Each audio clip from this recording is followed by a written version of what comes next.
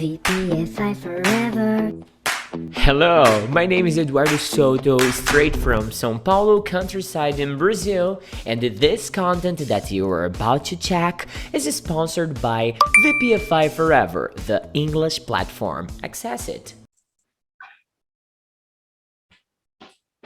Hey, yo, Clayton Davis. I've just arrived from the Dean with a message for you. Do you see this? Uh-huh. What's written here? What's written here? Diz beba mais água. Yes. Do you know what means in English, right? Drink more water. Yeah, so do it. Oh, you didn't wait for me until you said, let's make a toast and the ching. Oh, come on, ching, you know? Yeah.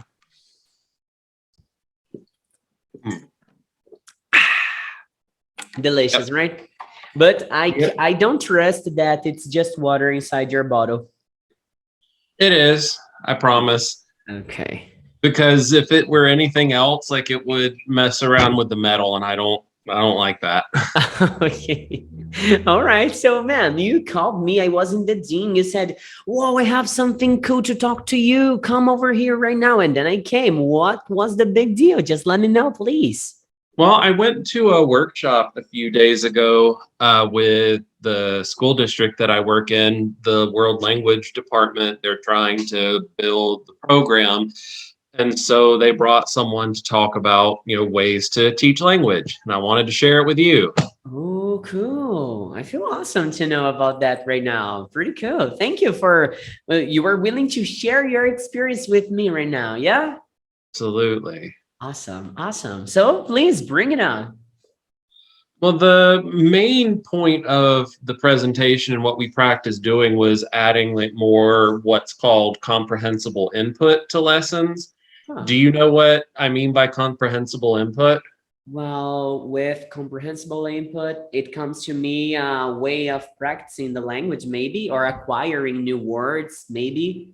Yeah, a lot of it basically has to do with, especially at lower levels. So for like your first classes or something like that, they're really focusing on providing the learner with a lot of input in the target language. In other words, exposing them to the language itself.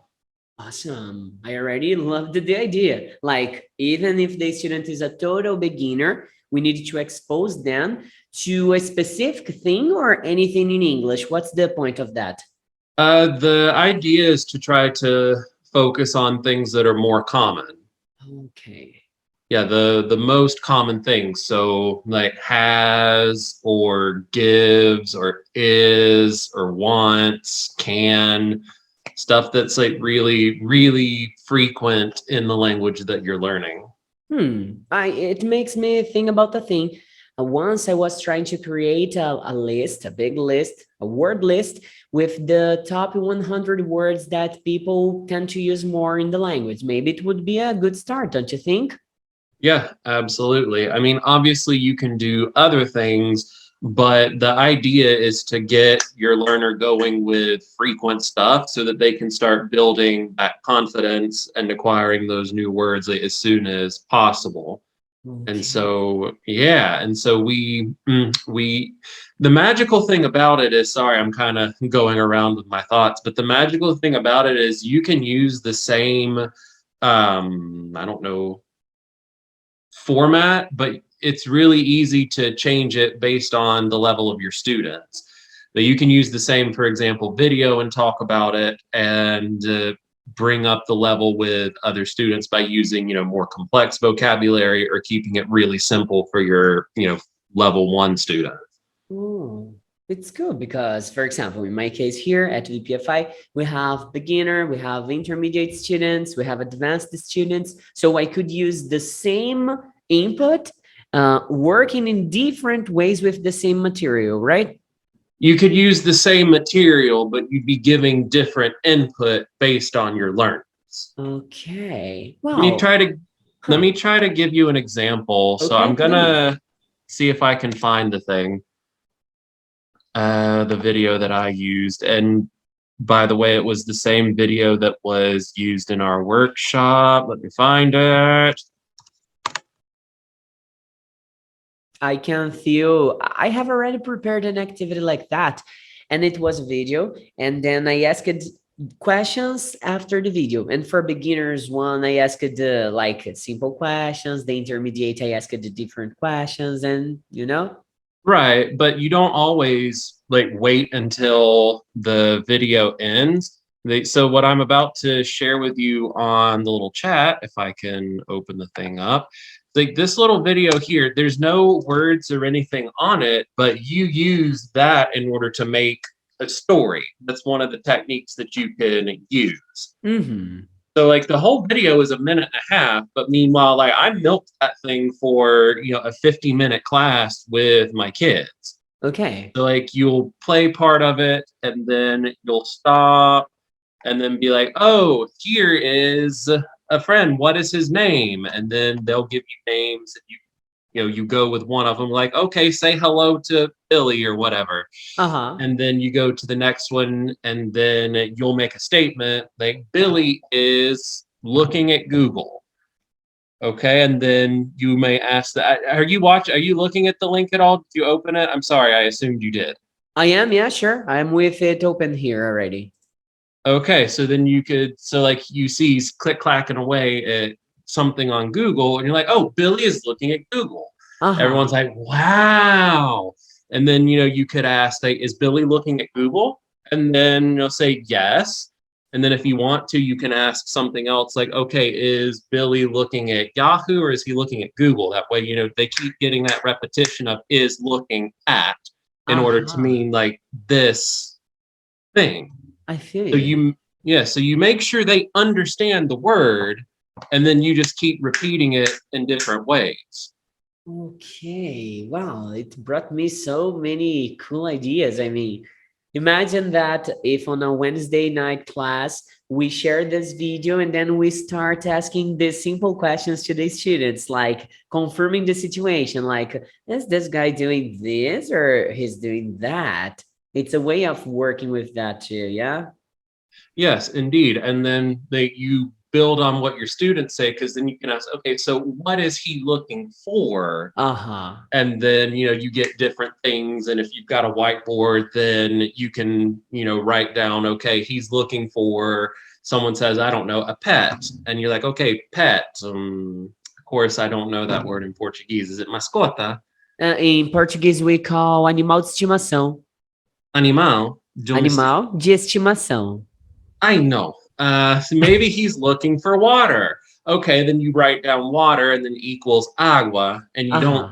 You still use the fact that your learners have another language, but you try to avoid you use the first language to help establish meaning, and then you give as much repetition as you can on the second language or the target language. Excuse me.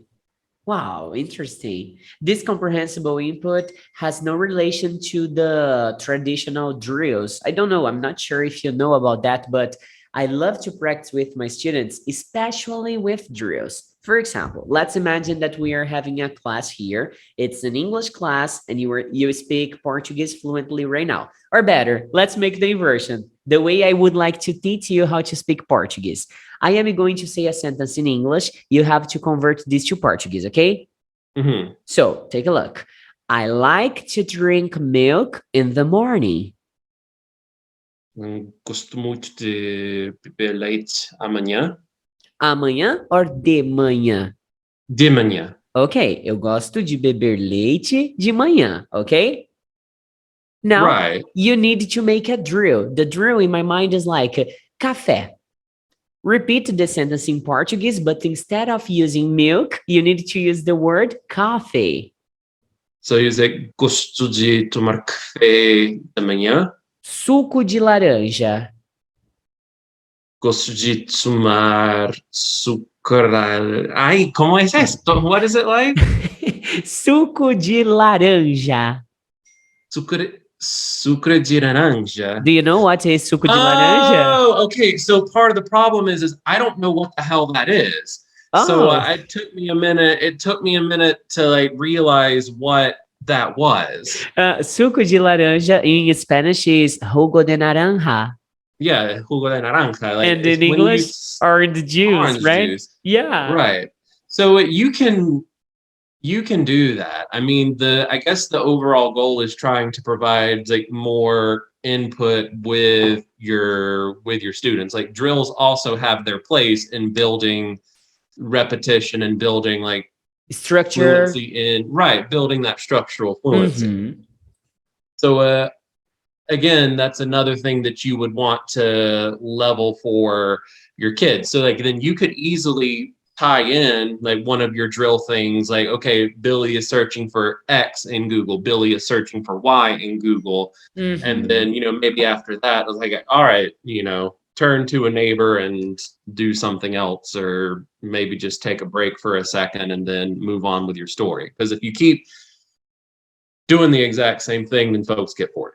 I see. Yeah, I mean, that's what I thought. I met because in my material, it's 95% supported by drills. All the practice in the grammar, in the structure, in the new vocabulary, we did and practice through drills, And Mhm. bringing this comprehensible input style that you just presented me, it's something that can generate more. I don't know, a different way of practicing vocabulary acquisition, right? And what's really nice, what I think it's most useful for, especially at the lower levels, is getting your students to realize, oh, I can do this. I am capable of understanding another, language or another way of speaking. Uh-huh. Yeah, I think the point is way better than what I thought. Not only acquire vocabulary, but to show them they are really capable to do that, right? Mm-hmm. Awesome, man. Awesome. Let me make a test of light here. Let me try to turn off the last light here. Wait up. No, this one is the first. This one is the back. Did it change anything? I don't know. It still looks kind of the same to me. Yeah. Hmm. Yeah. I'm going to leave it like that then. Yeah. Yeah. Yeah. And some people will consume this as a podcast, so they won't be able to see this light, this new light pattern. No, and even with video, I can't tell. Yeah, so it's not a big deal. Did you know that people are consuming more our podcast than our video recordings? Really. But that's actually, I think that's maybe normal because if you do it well, if you want something that's kind of a hybrid, then I think that's actually a good thing because then it means that you're making something that people can listen either way. Because I listen to a podcast on my way to work sometimes, and like I'm driving and I've driven that route so many times until Uh-huh. like I could just about do it with my eyes closed. So yeah, I think it's great. Yeah, I prefer my case, personal information, all right? I like to consume more podcasts than videos, especially the ones that people are just talking. If they are not going to interact to show something on the screen or things like that, I see no reason why I should see the people talking. I just want to Yeah, consume, I just want to have the information they are going to be talking about. yeah, absolutely. It makes sense to me. But ma'am, I am in love with this idea of the comprehensible input. I just don't see it how I am going to put it inside my material right now. But be sure that I am going to think about something. Imagine if we have a class, man, That tonight we should do something like that. We should do something like maybe. that. I see the thing with our workshop is we did stuff that was focused on like in-person class. So I don't know. It would just take a little bit of thought to think about the best way to do it virtually. Yeah, And there's especially like a with lot more of than one. Yeah, especially with like we have 10 to 15 students online with us on Wednesday night, right? yeah, like 10 is actually a really great number because then it's easier to include everyone. Uh-huh. Um, huh. What would be nice would be if I could go. But there's a lot of different ways you can do. Like I taught the Spanish phrase "me gusta" Uh-huh. by I made my kids. They had to draw three things that they like on a bit of paper, and then we sat in a circle. And we just kind of generate a story like, oh, Timmy likes Coffee. Wow. Yeah, it's cool, isn't it? And then, with an upper level class, you could ask, like, do you like black coffee? Do you like coffee with milk or whatever? And with your lower ones, you just go like, does he like coffee or does he like tea? Oh, he Uh-huh. likes coffee. Timmy likes coffee. And then you go to somebody else. And then once you do someone else, you could say, who likes coffee? And then they got to go back to, oh, Timmy. Uh-huh. I feel you. Yeah, it's the practice that it can be considered basic, but the student at least needs to pay attention to participate on it, right? Right. And like I said, with your upper level, then someone maybe likes black coffee and then somebody else likes coffee with milk. And so then later, like, oh, wait, who likes coffee with milk? Oh, not Timmy. It's Jane that likes coffee with milk. So you make them pay attention to more things at once their level improves. Yeah, yeah. Tonight, changing the topic a lot now. Yeah, let's do Tonight, it. I have already planned to talk to you and Emily about the experience you guys had about bad weather living in the USA. Because I mean, she was born there in Colorado. You were born in Florida, right? That's right. Yeah, so I guess you guys have something good to share with us because here in Brazil, we don't have this amount of natural disasters or stuff like that, you know? Huh. So that'll be good. That'll be good where you can hear about, be glad you don't have to deal with this. Yeah, yeah. But it's gonna be shocking, man. Imagine our Brazilian students thinking, wow, take a look at the situations that Clinton has already passed in the United States, and we don't have this in Brazil. Because for us, not having this in Brazil, it's so common. But sometimes we just don't sympathize with the idea that people suffer with it like every year, and it tends to become something natural for you guys, you know? Right. And so you just like anything, people can get used to a lot of things. Yeah, yeah, totally, totally. Yeah.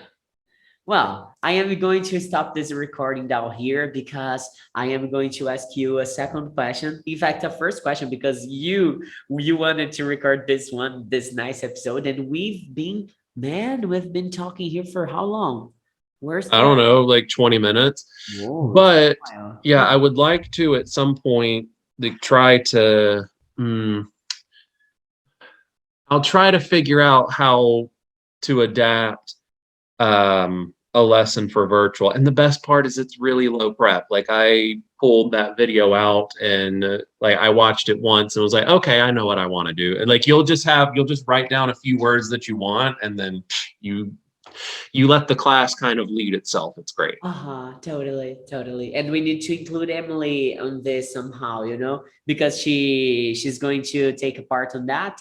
Maybe, yeah, we could I don't know record. that I want to do it tonight though, because you Yeah, already had something planned. yeah, tonight it's what I talked. We are gonna share the experiences about bad weather that you guys had. It's gonna be the first topic that we're gonna bring, but it can evolve to anything else, you know, like all the other classes. We plan just a little of it, and then when we see we're talking about anything possible, you know. Yeah, it's awesome. Yeah, it's like that. It's like that. So, Clinton Davis, I'm gonna go right now, but I'll be back in a sec, okay? All right. Pretty good. Have a great one and see you next time, big bro. You too. See you later. Well, I hope you have enjoyed the talk for today. You can find us on Instagram, Spotify, YouTube, and many other social medias. You just have to type VPFI forever, and there will be a lot of other content there for you. Have a great one. See you next time. VPFI forever.